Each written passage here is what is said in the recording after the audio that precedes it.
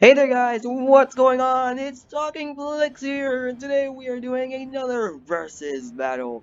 Another flick battle, to be exact. And the movies that are facing off against each other are Godzilla versus Godzilla, King of the Monsters. We're gonna have an epic flick battle here. Also, spoilers for these movies in case you have not seen them. But now, since I have warned you of the spoilers, it is time to get into the nitty gritty of this. They shall battle to the death in.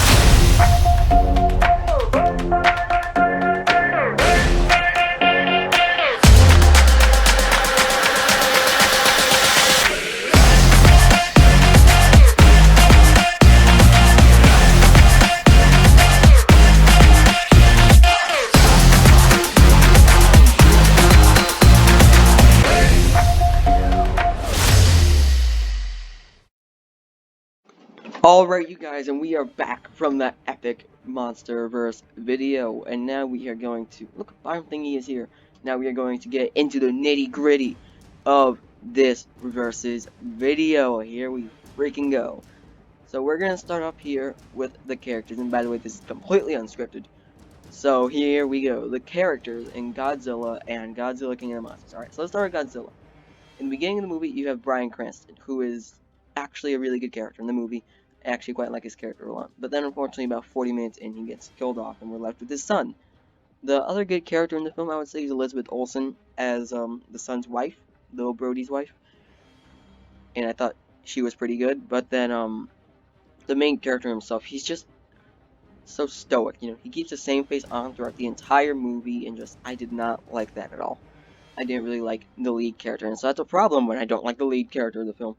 And then with King of the Monsters, I really liked Ken Watanabe. I thought he was a really good character. And in the beginning, I wasn't crazy about the family, but then by the end, I actually liked the core family.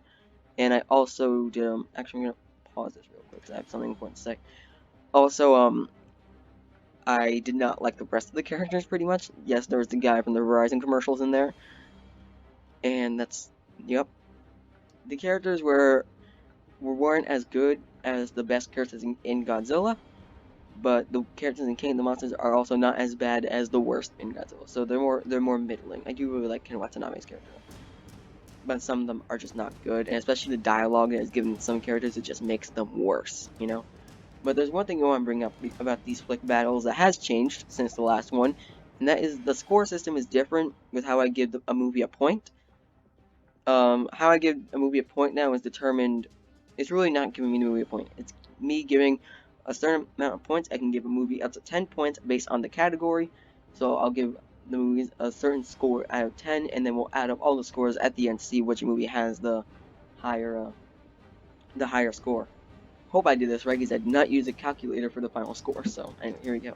Let's get on to see what the score is for each of these movies in terms of characters. I think I'm glad I paused it because I don't think I talk about them much. Actually, no, I discussed the rules. Dang it.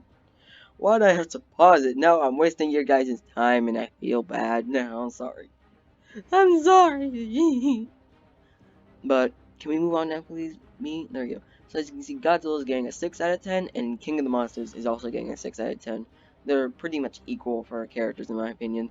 So I'll just give them the same score there because I think that's pretty fair. And now we should move on to the next category. And that is the monsters. I hope I did the calculations right. And now, let's talk about Godzilla first here. The monsters in I like the Mutos. I thought the Mutos were actually pretty cool monsters. The problem with the monsters in this movie is Godzilla. Godzilla was cool. The problem is he wasn't used enough. He was not used well in his own movie. He didn't feel like the main monsters. Mutos felt more prominent than Godzilla did, and that's a big problem in my opinion. Now, King of the Monsters rectifies this. All of the monsters are awesome. It's when Godzilla gets loads of stuff to do, and then give monsters plenty of screen time to other monsters like Rodan, Ghidorah, Mothra. They all get stuff to do, and it's sick. It is awesome, and I love that about King of the Monsters. The monsters truly shine in Godzilla King of the Monsters, unlike in Godzilla where Godzilla just doesn't do much. The only reason I'm gonna give it some form of credit is because I really like how the Mutos were used. So I'm giving Godzilla 6 out of 10, and King of the Monsters gets a 9 out of 10. I really loved how the monsters were used in King of the Monsters. Maybe a little bit more screen time for the monsters would have been good. That's why it's not a perfect 10, but 9 is nothing to shake at. So, let's move on to the story. And let's be honest, we don't go to these movies for the story. The story in neither of these movies are great, to be honest. Let's start Godzilla here. What's the story? Oh my gosh. It's fine. It's a pretty good story. I actually like the story. It's pretty good. It's just the pacing of it. At times it can drag, and I did not like that about the story at all. But overall, I actually thought it was pretty good for a story, and where everything takes place, the battles, and just I actually enjoyed the story for the most part. It kept me interested. And the story for King of the Monsters is less good, I would say. Geez, I don't really know. I can't really remember these stories for either of these, but I remember kind of enjoying. Thinking the story for the first movie was pretty good, and this one it wasn't that great, especially with the dialogue and some character choices I was not a big fan of in King of the Monsters. But it wasn't horrible. It was okay. It was fine. It wasn't anything great though in King of the Monsters. So I think we should move on to the score for both of these stories. Oh god, you see, I can't even remember really. Well, it's mainly because I have a short amount of time to describe these stories. I really don't have enough time, but I don't really feel like describing these stories either way because it'll take me a long time to do it just to remember them. Anyways, Godzilla gets a 7 out of 10 because for a Godzilla movie, the story works pretty well. King of the Monsters less so. It gets a 6 out of 10 from me. Now let's move on to the fourth category, and that is the action, which is honestly what we all come for in these movies, and that's the action and the monsters, of course. Now, the action in Godzilla is really well done. The cinematography is great. The perspective of being down, the human perspective, the perspective of going down to a human's level and seeing it from a human standpoint is really cool. I really dug that. And the action sequences when they're there are great. Problem is, there aren't enough action sequences with Godzilla. Why did they only give him the one action sequence at the end? And even when they go to that action sequence, they keep cutting in between to cut back to the humans. I mean, seriously? But the action really is good in Godzilla, though. The action that they do show is very, very good. And the build-up to the action is also really great. Now, King of the Monsters action, you have those human perspectives. Not as well done, but they're still present, and they're still very well done. The movie is beautiful to look at, because Godzilla has a lot of... The first movie has a lot of, grays and blacks and browns. This movie is very... King of the Monsters is very colorful. You get loads of action between all of the monsters, and it is awesome.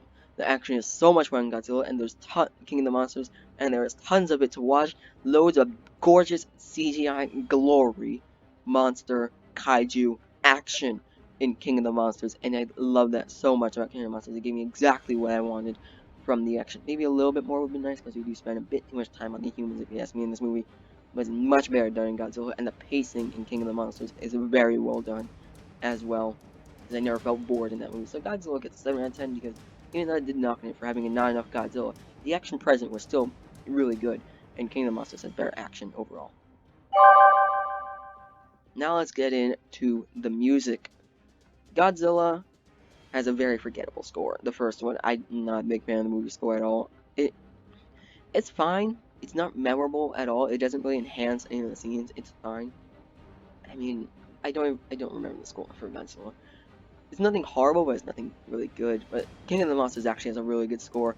It uses the original score, and it's a more epic version. It's a very grand scale sort of score, and it works perfectly for this film. I loved the score for King of the Monsters, and really well done score here. Because it feels so dramatic, it feels so grand, open, and all that, everything you would want from a Godzilla score. King of the Monsters brings it, and it brings it in spades. It brings it in every way you would want it to, and more. It is a great score for a Godzilla movie. So, Godzilla gets a 5 out of 10, and King of the Monsters gets an 8 out of 10. So, I think we should be moving on to the final score in a minute. Yep, hopefully I tallied this correctly. Godzilla overall has 31 points here, and King of the Monsters has 38 points. So that leaves the winner to be Godzilla, King of the Monsters. applause are well deserved for King of the Monsters because it is a good movie, good freaking movie, and I really enjoyed it. And I think it overall is better than Godzilla. So let's get to the conclusion here. Godzilla, it may seem like I don't enjoy this movie, but I actually do. I think the action is really well done, the cinematography is great, Bryan Cranston's a really good character, has a lot of great stuff going for it. It's just those issues with not enough Godzilla, the boring lead is not good, it doesn't quite get into the great range. But it is genuinely a good movie. I still really enjoyed my time while watching Godzilla, but King of the Monsters is better. It has better action, around on par characters, a better score, the way it utilizes the monsters is better, it just has a less good story. But overall, I really enjoyed King of the Monsters, and I do think it's the better monster movie. I think it gets a 79% for me, and it's good. While Godzilla is a good movie, I enjoyed Godzilla, but I thoroughly enjoyed King of the Monsters, and I would happily watch this again. Even though King of the Monsters is longer, it does have a better pacing. So, comment down below, which movie do you prefer, Godzilla or King of the Monsters? Or are you going into Godzilla vs. Kong, Team Godzilla, or Team Kong? Personally, I'm Team Godzilla. And yeah, also both these movies really made me care about Godzilla as a character, and Kong Skull Island actually did not do that for me for Kong. But yeah, there you go. Those are my thoughts on both of these Godzilla movies here. If you want to see more in-depth thoughts about them, go and check out my reviews. I have reviews for both of them in my MonsterVerse review playlist, and I also have a review for Kong Skull Island. If you want to check out my thoughts on that one, that is the weakest of the three. But there you go, guys. That is my versus video of the Godzilla movies. Hope you guys enjoyed.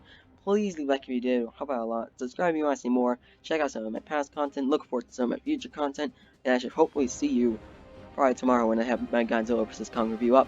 Thank you for watching, and bye-bye.